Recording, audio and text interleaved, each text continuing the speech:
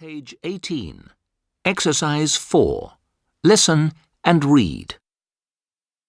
Winter in Canada is very cold, and the weather can be very bad.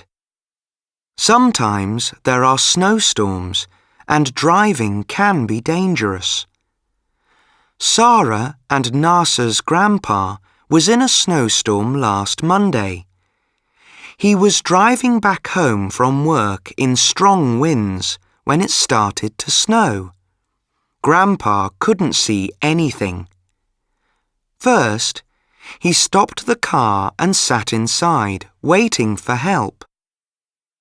Then he felt cold, so he put on his hat and gloves and put a warm blanket around his knees. After that, he had a drink of hot coffee. 2 hours later, it stopped snowing and help arrived. A big truck cleared the snow from the road. Finally, Grandpa drove safely back home.